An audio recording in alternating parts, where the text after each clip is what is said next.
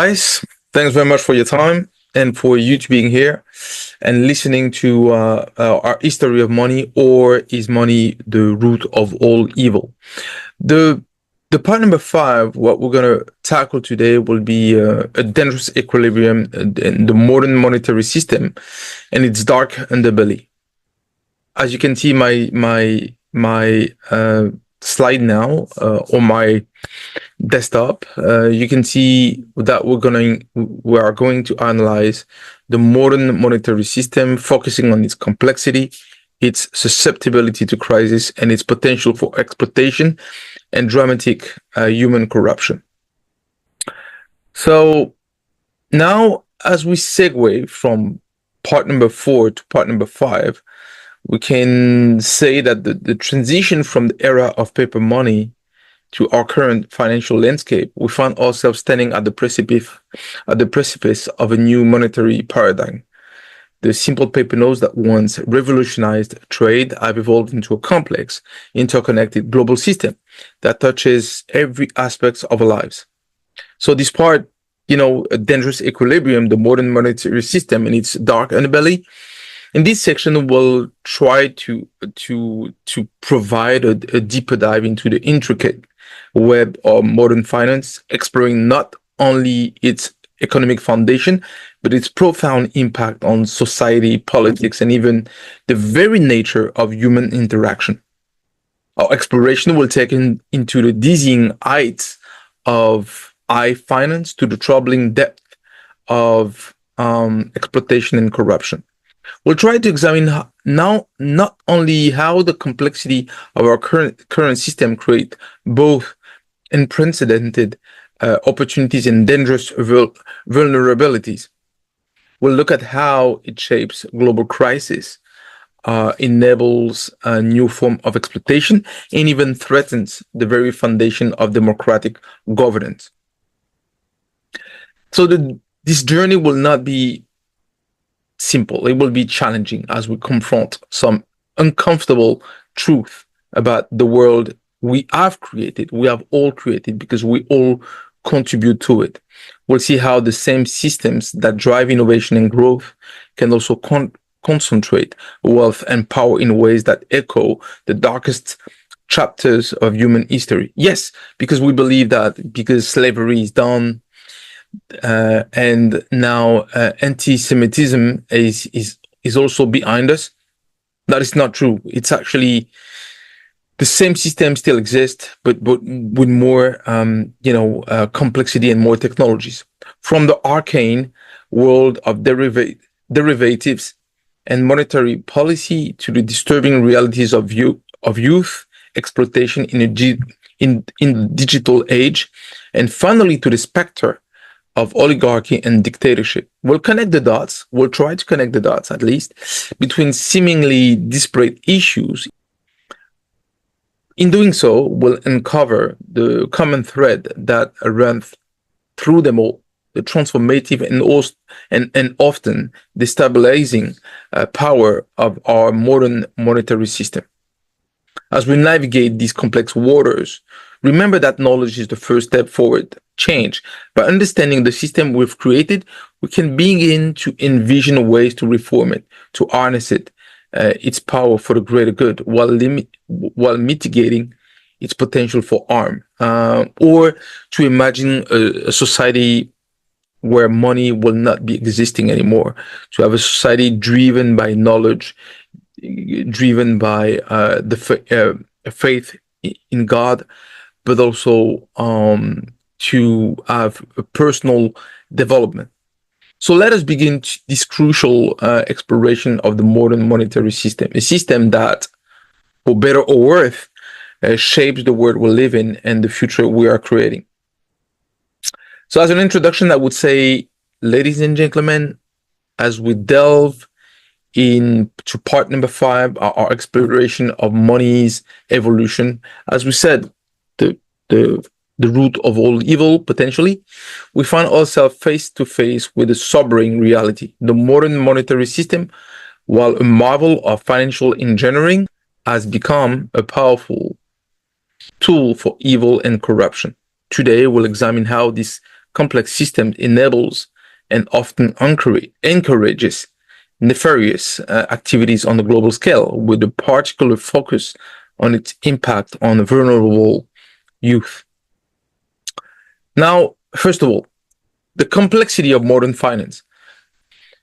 The modern monetary system is a labyrinth of interconnected institutions, policies, and financial instruments. This complexity is evident in several key areas. First of all, fractional reserve banking. Banks operate by keeping only a fraction of deposits on hand, multiplying the money supplied by introducing systemic risks. This practice amplifies the money creation process and can lead to bank runs and financial instability if not properly managed. Indeed, we all use banks in order to put our money into it, but now only a fraction is kept, within the bank reserves. The rest is invested, so creating a risk by de facto.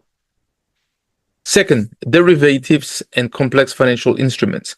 Products like credit default, swaps, and collateralized debt obligation have created a shadow banking system that often escapes regulatory oversight. This instrument, while designed to manage risk, can actually concentrate and obscure it, as seen in the 2008 financial crisis. Third, global interdependence. The interconnectedness of global markets means that a crisis in one region can quickly spread worldwide.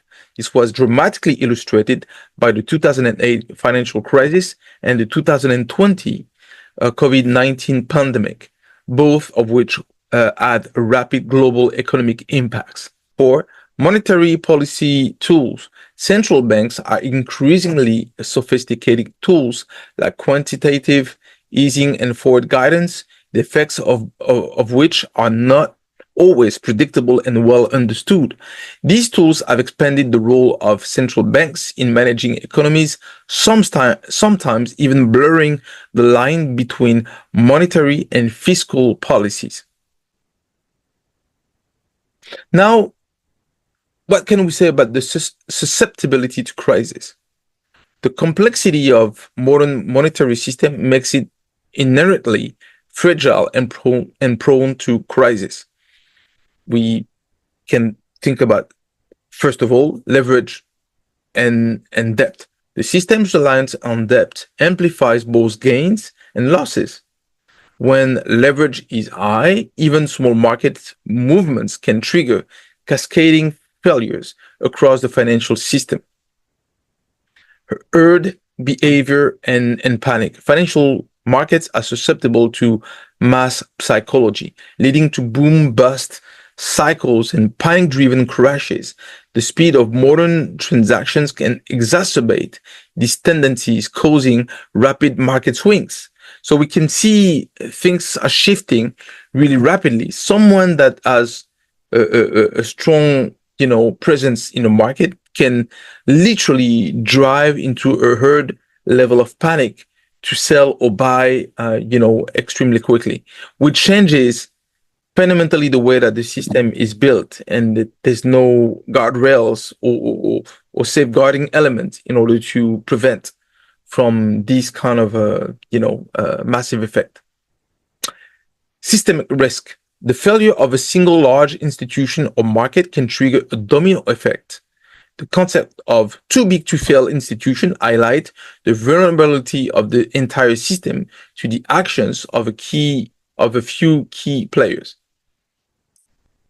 Technological vulnerabilities. High frequency trading and cybersecurity threats introduce new forms of systemic risk. A single algorithm malfunction or cyber attack could potentially destabilize entire markets. We've seen that with AT&T recently. We've seen that with other situations where an attack on the system can have catastrophic effect on the global system. Regulatory gaps. A financial innovation outpaces regulation. New products and practices can emerge that expose the system to unforeseen risks. Regulators often find themselves playing catch up to address these emerging threats. And this was exactly the case for the 2008 financial crisis. Third, the potential for exploitation. The complexity of global nature of the modern monetary system create numerous opportunities for exploitation. First of all, regulatory arbitrage.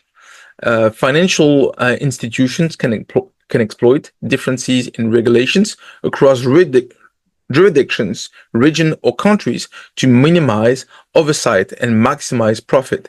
This race to the bottom can undermine the effectiveness of financial regulations. Information asymmetry.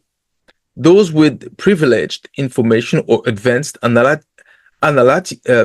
analytical capabilities can gain unfair advantages in markets. High frequency trade firms, for example, can profit from microsecond level market movements unavailable to ordinary investors. Once again, we come back to too big to fail. Large institutions may take excessive risks knowing they're likely to be bailed out in a crisis due to the systemic importance. This moral hazard can lead to reckless behavior and privatized gains with socialized losses. Yes, because if they make gains, they keep the money for them. If they loses, they're using the system to prevent them from failing or from bankruptcy. So at the end, they're using the system in order to continue to capitalize on gains. But when they lose, they turn to the government in order to help them without, retribution or without, even some safeguarding, elements in order to prevent that from happening again. Financial engineering.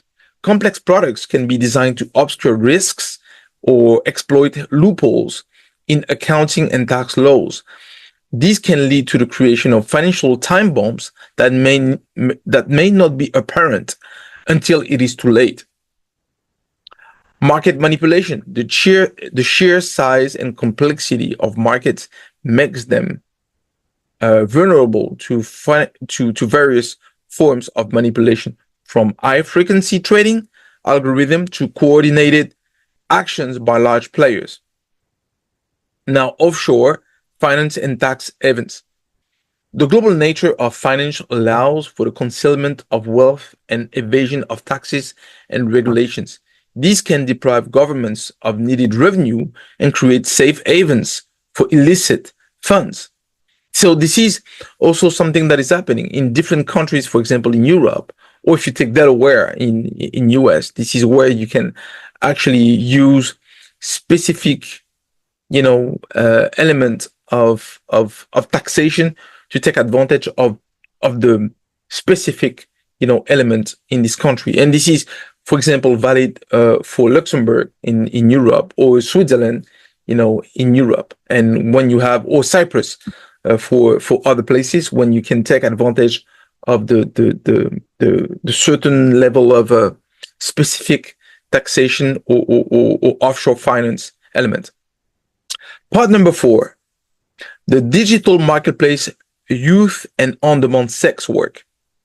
The rise of digital platform has created a new troubling dynamic in the world of sex work, particularly affecting young people.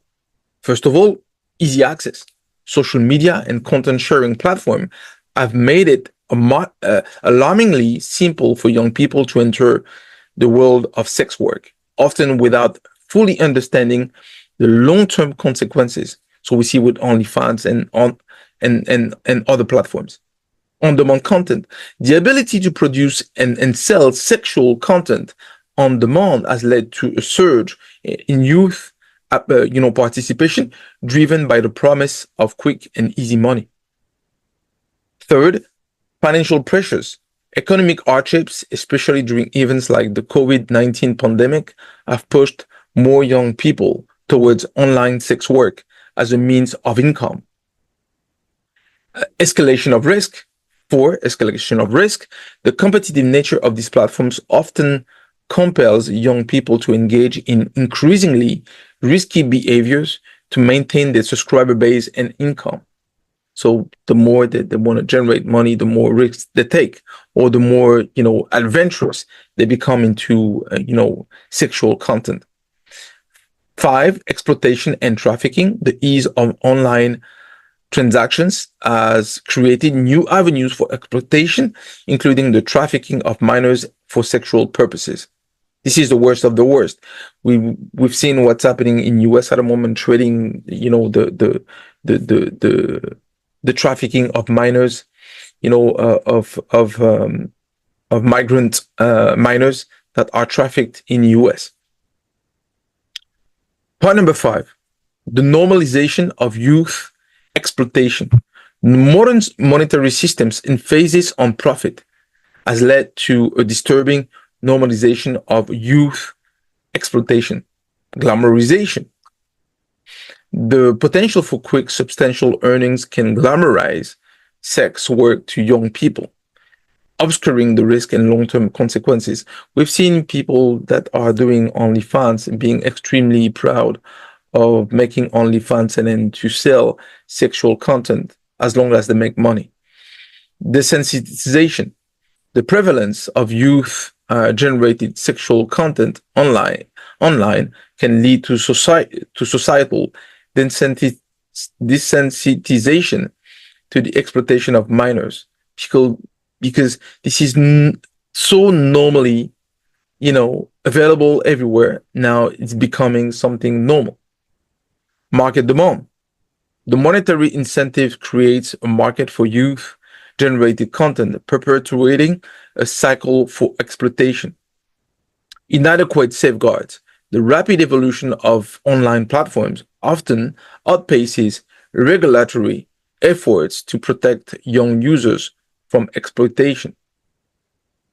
Now, if we look into, now we've covered different elements from, the impact of the modern monetary system on the youth exploitation, the way that the finance can be used and manipulated in order to maximize the gains, to maximize the financial gains out of the monetary system. Now, let's look into what will be the impact on the political realm. Okay, now on part number 6, the oligarchic slide towards dictatorship. The modern monetary system's tendency to concentrate wealth and power creates a dangerous trajectory from oligarchy to potential dictatorship. First of all, wealth concentration. The system inherently funnels wealth to a small elite, creating an oligarchic class with disproportionate influence. Political capture. As wealth concentrates, so does political power. Oligarchs can effectively buy political influence, shaping policies to their benefits. Media control. Wealthy individuals and corporations can acquire or influence media outlets, controlling the flow of information to the public. Fourth, erosion of democratic institutions. The outsized influence of money in politics weakens democratic institutions, making them less responsive to the general public, or they don't even listen to the general public. We've seen in France with Emmanuel Macron, who disbanded the National Assembly, and in the face of creating a new government, decided not to take in consideration what the people were saying, that they wanted to have a change, and he kept things, in his way instead of following the institution, heritage, and to select a government that will be representing what the choice of the public was. 5, economic leverage. Oligarchs can use their economic power to influence government decisions, threatening economic stability in their demands, if their demands aren't met. Populist exploitation. Economic inequality fueled by this system can lead to popular discontent, which can be exploited by charismatic figures promising simple solutions. This is exactly what we've seen, when you have weak institution, you leaving the extremists to take roots and to, propagate the message. This is what we've seen in 1920s with the Weimar Republic, which was so weak that it led to the rise of Hitler. Crisis, opportunism. Economic crisis, often exacerbated by the action of the oligarchy class, can be used as pretext to consolidate power and restrict freedom. Technological control. Wealth allows for investment in and control of advanced technologies, which can be used for surveillance and population control. International influence. Oligarchs can extend the influence beyond national borders, potentially manipulating international relations for personal gain. The Gates Foundation, the Clinton Foundation, for example. The final shift. As power concentrates further, a single individual or small group may emerge to take full control, transitioning from oligarchy to outright dictatorship. We've seen that in history. We've seen that with Napoleon Bonaparte in France, where a sequence of political transition led to a full dictatorship, something that was more a military dictatorship. Could that happen again? I don't know, but in history we've seen from ancient Greece to ancient Rome to more modern, human civilizations like the British Empire, like the French Empire, led to this sequence of royalty or monarchy to a sense of democracy to evolve to something like an oligarchy and a dictatorship. This progression represents a grave threat to democratic societies and individual freedoms. The modern monetary system, by facilitating the extreme concentration of wealth, become an unwitting accomplice in these potential slides towards autocratic systems. In conclusion, what we can say, the modern monetary system not only enables corruption and exploitation, but also poses a fundamental threat to democratic governance by allowing the concentration of vast wealth in the hands of a few. It creates a condition for oligarchy, which can easily devolve into dictatorship. This progression is not unique to our time. Throughout history, as I was saying, we've seen a recurring pattern in the evolution of governance system. Ancient civilization, including Greece and Rome, often followed a similar sequence. Monarchy with varying approaches, transition to a form of pseudo-democracy, something that we understand today. We don't fully understand democracy, but something that is resembling, the democracy of ancient Greece, of ancient Rome. Third evolution into an oligarchic system, and four, financial descent into dictatorship. Our modern society now faces the same conundrum. We stand at the critical juncture, echoing the challenges faced by these ancient civilizations. The concentration of wealth and power we're witnessing today bears striking similarities to the conditions that preceded the fall of democratic experiments in the past. This historical parallel underscores the urgency of the current situation. The transition from our current state of oligarchic tendencies to outright dictatorship is not just a theoretical possibility, but the well-trodden path in human history. The challenge before us is not just economic, but existential for our democratic societies. As we navigate the future of our monetary systems, we must prioritize the preservation of democratic values, the protection of individual freedoms, and the equitable distribution of economic power. We must learn from history to avoid repeating its darkest chapter. Our ability to address these issues will determine whether we can break this historical cycle and maintain a society of free citizens, or if we will slide into a world dominated, well, by wealthy elites and ultimately perhaps by dictatorial rule. This perspective reminds us that the struggle for democracy and equitable economic system is ongoing. It requires constant vigilance and active participation from citizens to prevent the consolidation of power that has time and again led to the downfall of free societies. So thanks very much for your time. This is what I could say about the part number 5. I welcome any questions about the complex relationship between our monetary systems, wealth concentration, and the future of democratic governance, as well as how we can learn from historical patterns to safeguard our freedoms.